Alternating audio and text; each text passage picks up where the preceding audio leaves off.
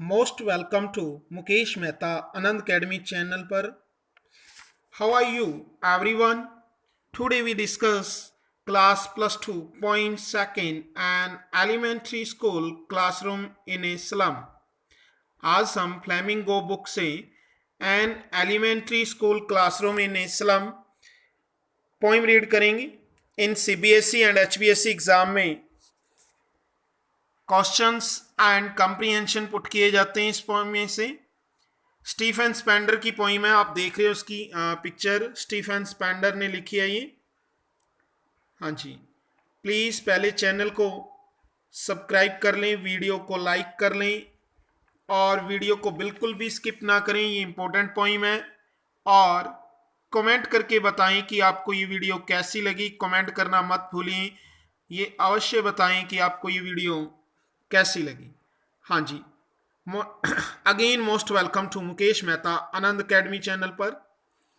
हाँ, an elementary school classroom a slum. इसमें poet जो है एक स्लम एरिया में जाता है और वहाँ जो है उस स्कूल की कंडीशन को देखता है, वहाँ के स्कूल के क्लासरूम को देखता है. और क्लासरूम में आप देख रहे हो कि वहाँ की जो दीवार हैं, वॉल्स हैं, वो बहुत ही गंदी हैं. तो यहाँ वहाँ के क्लासरूम के बारे में बताता है और वहाँ के बच्चों की जो कंडीशन है उनके बारे में यहाँ पोइट बताता है इस पोइम में. और फिर वो ये चाहता है कि इन बच्चों को इस गंदी बस्ती से निकाला जाए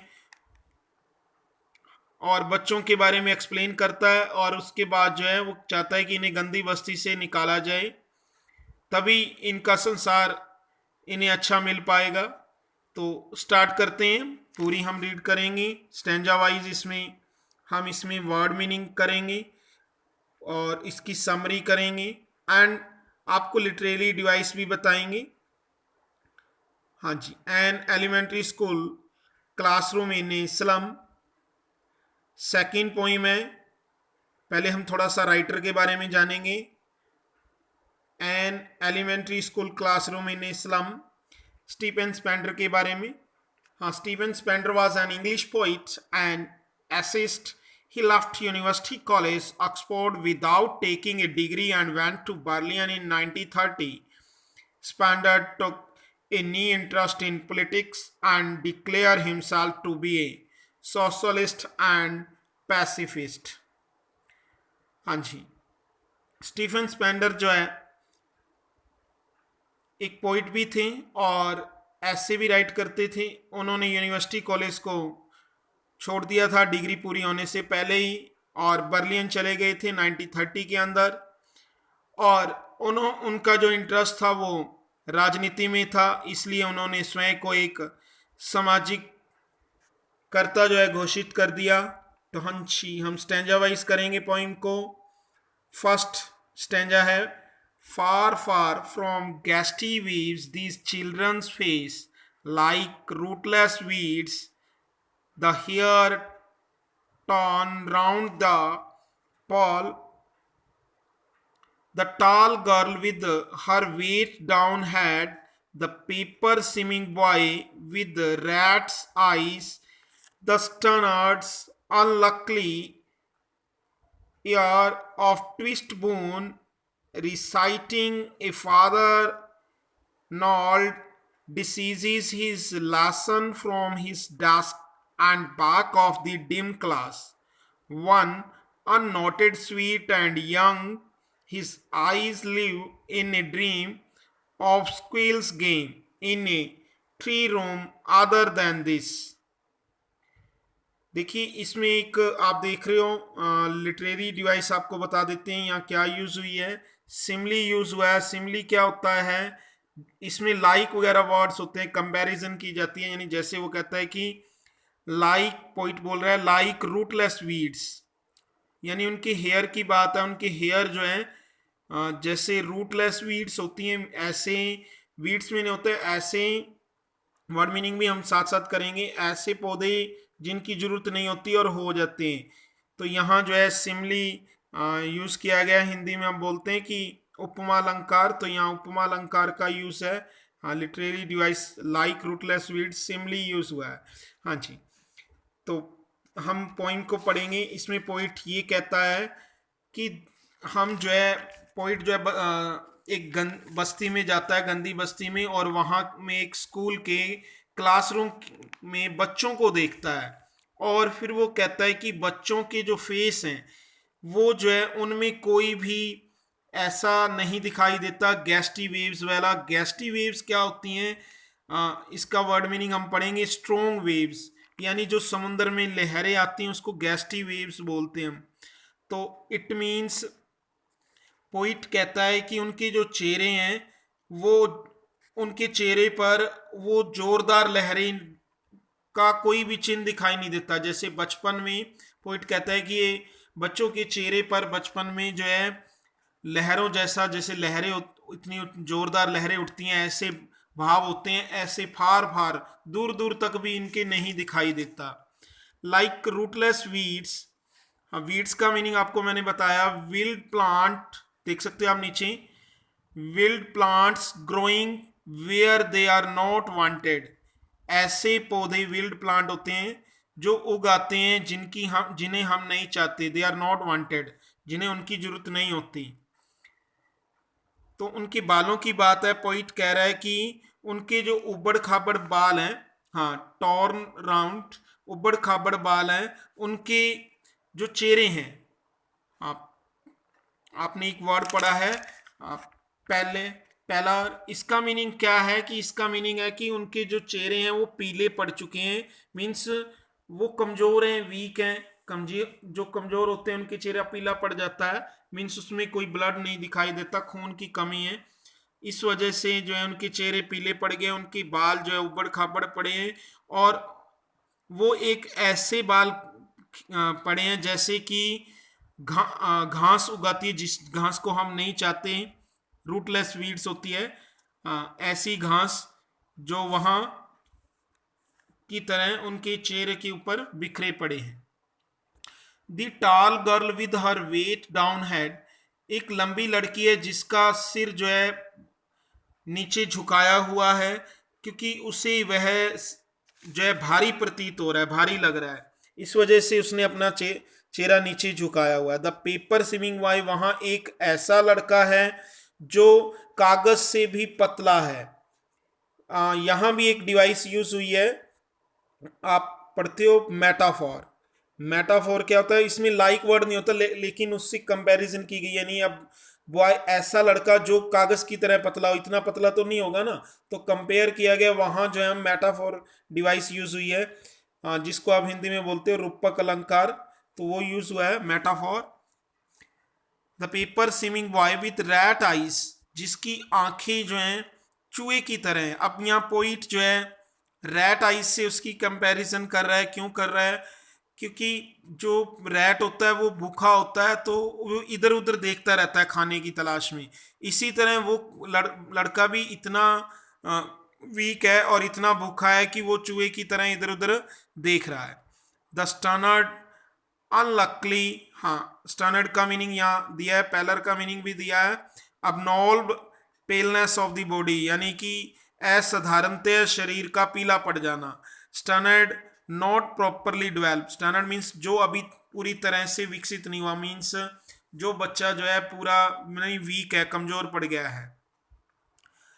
तो यहाँ पॉइंट कह रहा है कि दी standard unluckily year of twist bone, means एक ऐसा लड़का भी है जो अभी पूरी तरह से विकसित नहीं हुआ है, यानी पूरा डेवलप नहीं हुआ है, और ऐसा प्रतीत होता है जैसे उसे अपने पिता से वो टेढ़ी मेढ़ी हड्डियां विरासत में मिली हूं। एक वर्ड यूज हुआ है HEIR, इसकी प्रोनाउंसिएशन होती है ईयर, हाँ, ईयर, तो H साइलेंट होता है इसमें, ईयर ऑफ ट्विस्ट बोन। उसकी हड्डियां जो हैं मुड़ी हुई हैं, मीन्स उसे इसका मीनिंग होता है विरासत में प्राप्त होना, यानी कि पीढ़ी दर पीढ़ी चलना, कि उसे जो है विरासत में ही अपने पिता से ही प्राप्त हुई है। रिसाइटिंग्स थी फादर ग्रेनाल्ड डिसीज, ये एक ग्रेनाल्ड डिसीज बीमारी का नेम है, और इसका मीनिंग है diseases that give twist swollen joints and rough skin, means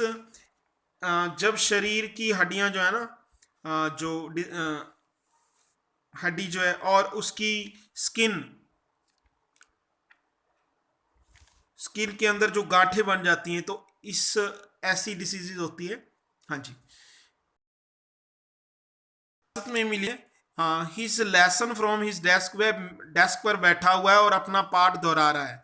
eight back of the dim class one unnoted sweet and young, कहता है एक कक्षा उस क्लासरूम के बिल्कुल बैक में एक ऐसा लड़का बैठा हुआ, बड़ा ही स्वीट और छोटा सा प्यारा सा लड़का बैठा हुआ है, जिसकी ओर ध्यान नहीं जा रहा, यानी नजर नहीं आ रहा, क्योंकि वहाँ जो कक्षा जो क्लासरूम है वहाँ लाइट बड़ी डिम है, यानी प्रकाश बहुत कम है। At back of dim class की वजह से उसका ध्यान नहीं जा रहा। His eyes live in a dream, उसकी आंखों में स्वप्न है, वो सपने ले रहा है।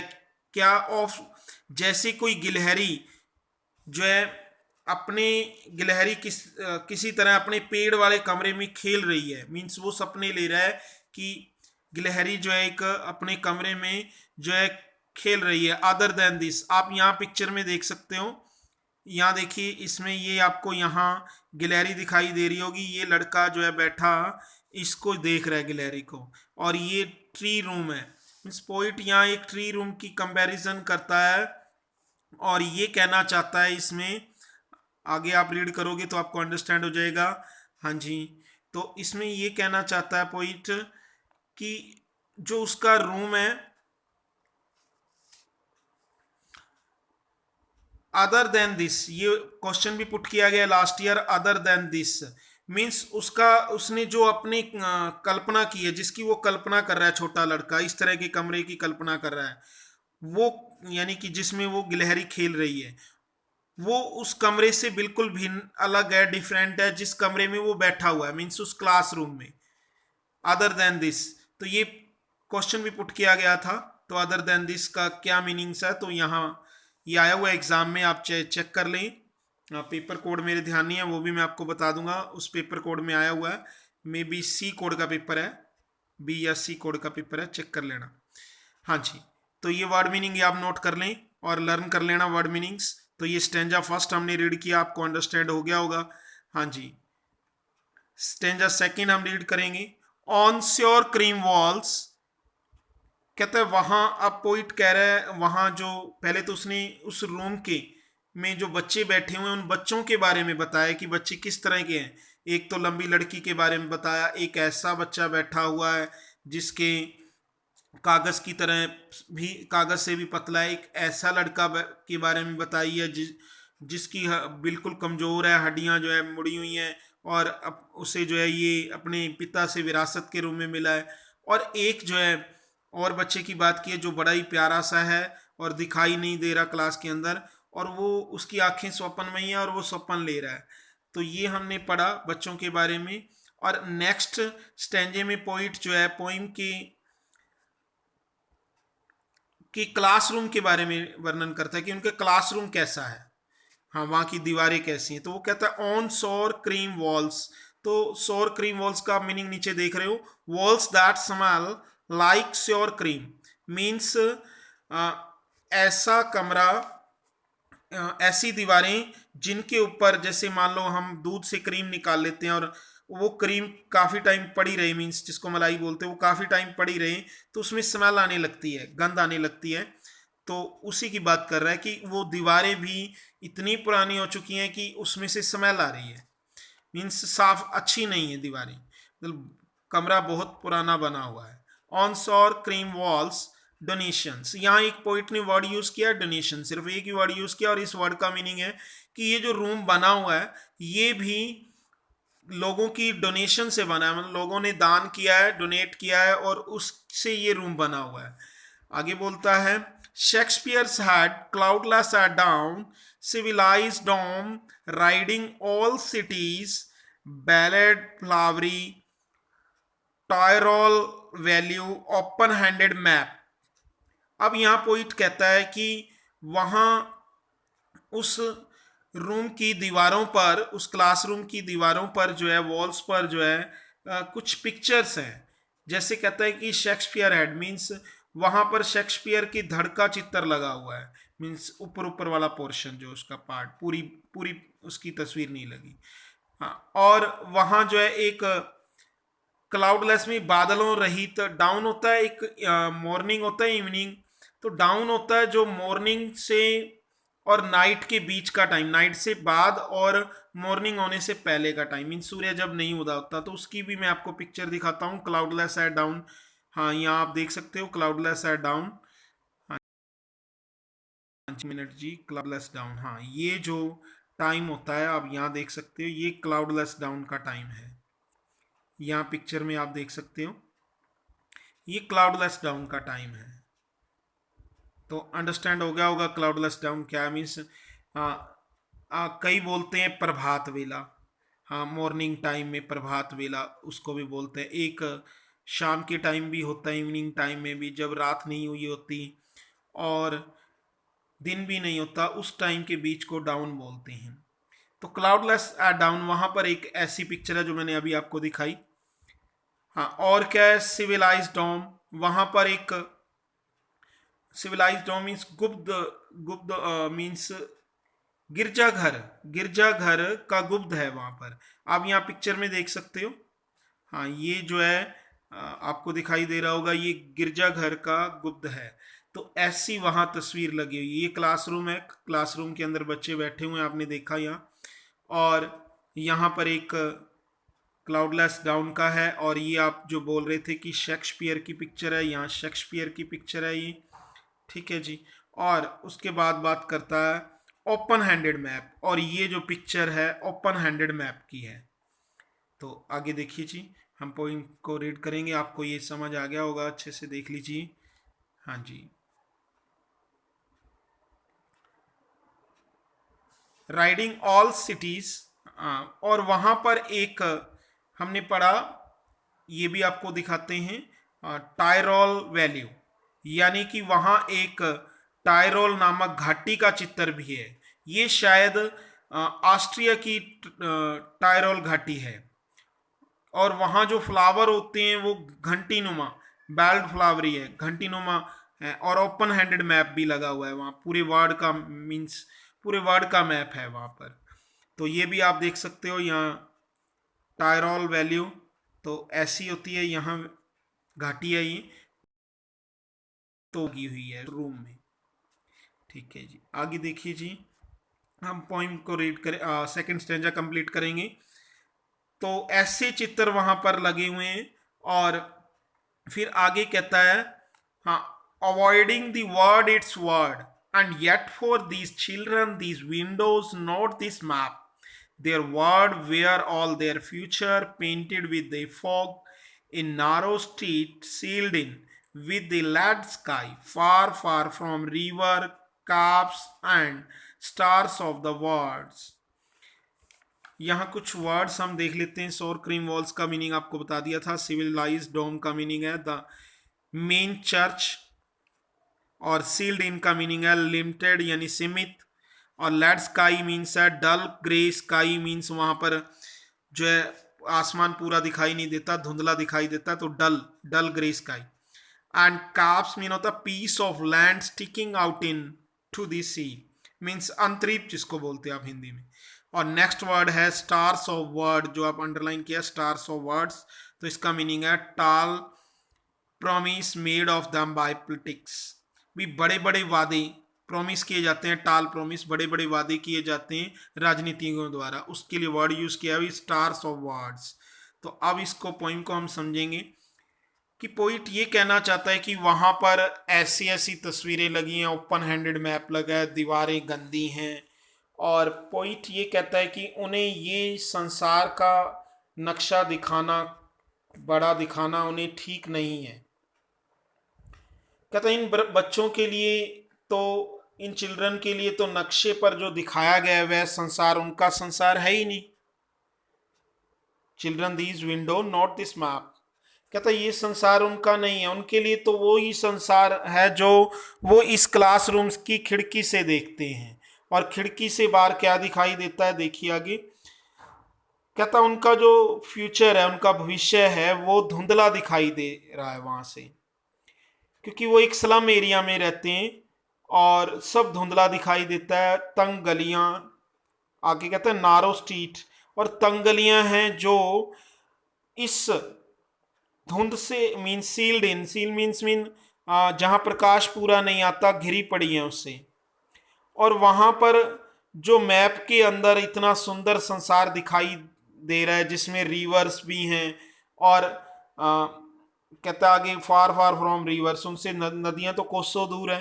कहता उस वर्ड के अंदर नदियां दिखाई दे रही हैं, वो तो गंदी बस्ती है, वहां इतनी साफ नदियां कहाँ से। और अंतरीप दिखाई दे रहे हैं उसके अंदर। और इस मैप में इतना सुंदर दिखाई दे रहा है कि जैसे इन गरीब बच्चों को ये कहा जा रहा हो कि ये राजनीतिक लोग जो है उनके द्वारा ये जो उन्हें स्वप्न दिखा रहे हैं, ये सब झूठे दिखाई दे रहे हैं उनके लिए। स्टार्स ऑफ वर्ड्स, यानी पॉलिटिक्स जो लोग हैं, राजनीतिक लोग हैं, उनसे लंबे लंबे वादे कर रहे हैं, ये सब झूठ दिखाई दे रहा है। तो आप वहाँ की ये तस्वीर देख सकते हो, क्लासरूम के अंदर जो पिक्चर्स लगी हुई हैं वो कैसी हैं। हाँ जी, तो आगे देखेंगे थर्ड स्टैंजा। तो 2 स्टैंजा आपको अच्छे से क्लियर हो गए होंगे। हाँ जी, ये पोइम बढ़िया पोइम है, बहुत अच्छी पोइम है। हाँ, श्योरली शेक्सपियर इज ए विकर्ड। हाँ, the map a bad example with ships and sun, and love tempting them to steal for leaves that slyly turn in their crabbed holes from fog to endless night on their slag heap. These children wear skin peeped through by boons and spectacles of steel with mended glass like bottles, bits on stones. All of their time and space are foggy slum. So blot their maps and slums as big as dome.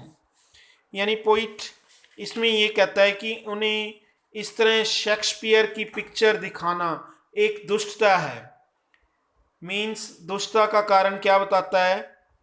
कहता है कि उन्हें एक bad example है। कहता है इसका map दिखाना एक और बुरा उदाहरण है। वो किस तरह? कहता है इस मैप के अंदर जो उन्हें इतना सुंदर संसार दिखाई दे रहा है, इतना प्यारा सुंदर संसार दिखाई दे रहा है, with ships and sons love tempting them to steal. कहता वहां पर जो समुद्री जहाज घूम रहे हैं, इतना सुंदर दिखाई दे रहा है और इतना प्यारा, जिससे वो प्रलोभन में आ रहे हैं। टेम्पेडिंग होता है प्रलोभन में आना, दैम टू स्टील, स्टील में होता चोरी करना, और चोरी करने के लिए वो प्रलोभित हो रहे हैं, उनका ध्यान जो है आकर्षित हो रहा है, अट्रैक्ट हो रहे हैं। टेम्पेडिंग अट्रैक्ट हो रहे हैं, दैम टू स्टील, चोरी करने के लिए वो आकर्षित हो रहे हैं ऐसे संसार को, उन्हें इतनी अच्छी अच्छी चीजें दिखाने। वो उन्हें गेन तो कर नहीं सकते, प्राप्त तो कर नहीं सकते, तो इस चीज को प्राप्त करने के लिए वो क्या करेंगे? इस तरह के लिए इस तरह का कार्य करेंगे। हाँ, नेक्स्ट देखिए, फॉर लीव्स दैट, हाँ ये आपको मैंने पढ़ा दिया है, slyly in there crammed holes. Means जो वो बच्चे हैं वो चूहों की भांति अपना जीवन जो है इन क्राफ्ट होल्स, इन टूटे फूटे होल्स के अंदर गुजार रहे हैं। मीन्स सुराग, जो जैसे चूहे सुराग, इन शाखों में छिपते छिपते अपना जीवन बिता रहे हैं। मीन्स उनके जो घर है आप देख सकते हो, आप ये स्लम एरिया यहाँ आप अच्छे से देख सकते हो, इस तरह की है। मीन्स इतने टाइट हैं कि एक तरह से जैसे चूहे की होल्स होते हैं उनमें अपना बिता रहे हैं, पता ही नहीं चलता कौन कहाँ रह रहा है। आप यहाँ देख सकते हो कितने ये टाइट घर हैं और ये नहीं पता चलेगा कि कहाँ कौन से खुड में रह रहे हैं। तो इस तरह से इनकी गंदी बस्तियाँ, स्लम एरिया है, तो इन तरह की घरों में वो रह रहे हैं। हाँ, तो इसके बारे में पॉइंट आगे बोलता है कि और फिर कहता है कि उनका जो संसार है वो मीन्स कोरे, मतलब फोग से भरा पड़ा है, धुंध से भरा पड़ा है, मतलब वहाँ कोई प्रकाश नहीं है। और उनकी ना समाप्त होने वाली रात है, on their slag heap and endless night, उनकी ना समाप्त होने वाली रात के समान है। उनके शरीर में कोई शक्ति नहीं बची है, मीन्स इनने एक वर्ड यूज किया स्लैग हीप्स, आप वर्ड मीनिंग भी साथ साथ कर लें। हुआ था स्लाइली, तो इसका मीनिंग है सीक्रेटली, यानी छुप छुप कर रह रहे हैं स्लाइली। एंड क्रैम्ड मीन्स है वेरी नारो, मीन्स बहुत तंग जगह पर रह रहे हैं। और आगे देखना, हाँ ये वर्ड था स्लैग, और स्लैग का मीनिंग लास्ट में लिखा है waste material that remains after metal has been removed. Means अब उनके अंदर कुछ भी नहीं बचा है, वो एक मात्र वेस्ट मटेरियल है, ढेर की तरह रह गए हैं, उनके शरीर में कोई शक्ति नहीं बची है, वो बस एक वेस्ट मटेरियल, गार्बेज कह लो, गार्बेज हीप रह गए हैं। दीज चिल्ड्रन, यानी जिनका कोई यूज नहीं होता। दीज चिल्ड्रन वियर, कहता है इन बच्चों की यदि शरीर को देख रहे हैं तो उन पे इन्होंने इस तरह की स्किन है, स्किन पीप, जिसमें से झांक सकते हैं, पीप में नहीं होता झांकना, मतलब हम देख सकते हैं इनकी चमड़ी इतनी, मतलब इतने वीक हैं कि इनकी हड्डियां दिखाई देती हैं, इतने कमजोर हैं, उन स्किन से हमें हड्डी दिखाई देती हैं, थ्रोज बाय बून्स। और फिर आगे वर्ड यूज किया है इसने spectacle, means of steel with mended glass.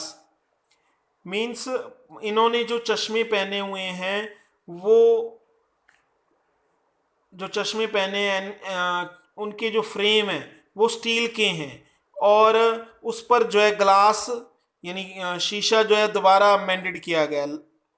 और ऐसे आगे ये वर्ड यूज किया like bottle beads on stone, ये जो एक डिवाइस यूज किया इसने, कौन सी डिवाइस है आप बताना, अभी बताया था आपको। हाँ बिल्कुल सही बता रहे हो आप, हाँ जी, कमेंट कर दें, कमेंट करके बता दें क्या है इसका आंसर, वेरी गुड, अभी कमेंट कर दें। हाँ जी, क्या है भाई, सिमली, सिमली डिवाइस यूज हुई है, वेरी गुड। तो यहाँ पॉइंट कहता है कि वो ऐसे उनकी कंपैरिजन की है उनकी चश्मों की, उनके जो चश्मे ऐनक है वो जो है उस जैसे पत्थर के ऊपर हम बोतल का टुकड़ा रख देते हैं वैसे ही रखा हुआ है। मीन्स उनकी आंखों को पत्थर कह लो और उसके ऊपर जो है उन्होंने बोतल का ढक्कन रखा हुआ है, ऐसा कंपैरिजन करा। All of their time and space are foggy, और उन्होंने अपना जो है पूरा का पूरा जीवन जो है इस गंदी बस्ती में, कोहरे में बिता दिया है, मतलब जहां कोई प्रकाश नहीं है इसमें बिता दिया, फॉगी स्लम में। सो ब्लॉट देयर मैप्स, और फिर पोइट एडवाइस देता है कि हमें जो है ये जो क्लासरूम के अंदर मैप लगा हुआ है इसके ऊपर जो है हमें इस गंदी बस्ती के बड़े बड़े धब्बे लगा देने चाहिए। ब्लॉट में नहीं होता स्टेन, यानी धब्बे लगा देना, ब्लॉट स्टेन ये वर्ड आप ये देख सकते हो, और धब्बे लगा देने चाहिए ताकि इनका जो संसार है, इनकी जो ये पिक्चर दिखाई दे रही हैं उनसे उन्हें कोई नहीं है। कहता है ये तो जीवन से लेके अपनी डेथ तक, अपनी लाइफ से लेके डेथ तक, अपनी जीवन से मृत्यु तक इनका जीवन जो है एक क्या है, डोम मीन्स है, मीन्स डेथ और रन, मीन्स उनका संसार जो है इस धुंध से भरा, गंदी बस्ती से भरा हुआ है, slum as big as doom. तो आपको ये थर्ड पैसेज भी अच्छे से अंडरस्टैंड हो गया होगी, तो ये वर्ड मीनिंग नोट कर लें और लर्न कर लें। हाँ जी, ये पिक्चर देखिए वहाँ की स्लम एरिया की है, तो ये भी आप देख सकते हो किस तरह इनका एरिया होता है स्लम एरिया, और कैसे ये रह रहे हैं इन छोटे छोटे घरों में, एक तरह से जैसे चूहे रहते हैं उस तरह से अपनी लाइफ वहाँ व्यतीत करते हैं। हाँ कितनी गंदी बस्ती है। हाँ स्टैंजा 4, अब पोइट स्टैंजा 4 में क्या कहता है, अनलेस गवर्नर इंस्पेक्टर विजिटर। अब पोइट यहाँ कहता है कि जो यहाँ पर इस स्कूल के अंदर कोई गवर्नर या इंस्पेक्टर आता है तो उनको वो एड्रेस करता है, वो एक विजिटर नहीं आते, विजिटर बनकर नहीं आते, कहता उनको विजिटर बनकर ना आओ, this map become their window and these Windows, तो उनको के लिए ये संसार के नक्शे इन गरीब बच्चों के लिए कोई अर्थ नहीं रखते। कहता है उनके लिए तो गंदी बस्ती से बाहर, जब तक उन्हें गंदी बस्ती से बाहर नहीं निकालोगी। तो एडवाइस दे रहा है यहाँ point, that shut upon their lives like a catacombs. हाँ कैटाकॉम्स होता है series of underground tunnels used for buying the dead in inside times. Means जिसको आप कहते हैं कब्रिस्तान, कब्रिस्तान के अंदर वो जिनको दफना कर रखा जाता है, तहखाना, तो उसके लिए कैटाकॉम्स होते हैं। हाँ, तो यहाँ पोइट ने ये वर्ड यूज किया है, तो ये भी लाइक कैटाकॉम्स, ये भी कौन सी डिवाइस है यहाँ? हाँ, सिमली का यूज हुआ है यहाँ भी।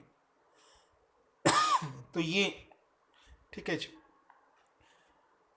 तो पॉइंट यहाँ ये बता रहा है कि वो इस गंदी बस्ती से जब तक आप इन्हें बाहर नहीं निकालोगे तो उनके लिए कोई इनका कोई मीनिंग नहीं है। तो इन वर्ड के मैप का जब तक संसार के उन्हें नहीं निकालोगे, कहते हैं उनकी तो इस टाइम प्रेजेंट में वर्तमान जो विंडो है, एट दैट टाइम उनकी जो विंडो है क्लासरूम की, वही उनके लिए संसार है।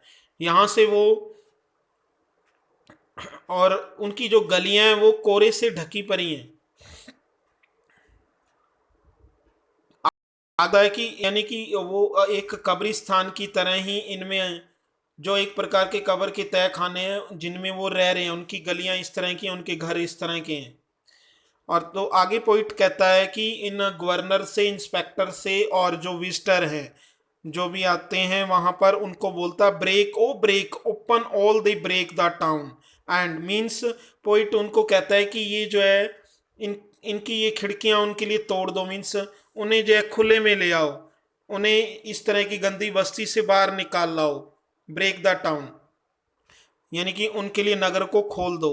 And show the children to green fields, उन बच्चों को ये हरे भरे खेतों को दिखाओ। And make their world run azure on gold sand, और उन बच्चों को इस रन अजोर का मीनिंग है यहाँ आप देख सकते हो, become clear like the blue sky with any clouds, means कोई भी बादल ना हो, यानी खुला आसमान कह रहा है वो, नीले आसमान मीन्स खुले आसमान में तो रन अजोर वर्ड यूज किया, इसका मीनिंग लर्न कर लेना, ये एग्जाम में आ सकता है, इस तरह से पूछा जाएगा।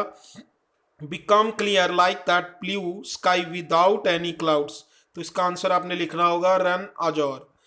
तो पॉइंट यहाँ ये कहना चाहता है कि उन्हें जो है खुले आसमान में, नीले आकाश में सुनहरी गोल्ड सैंड सुनहरी दो, और उनके ऊपर मन में कोई भी चिंता ना हो। एंड लेट देयर टंग्स, उन्हें कोई चिंता ना हो, उन्हें खुला घूमने दो। आगे बोलता है point, run naked in books the white and green leaves open.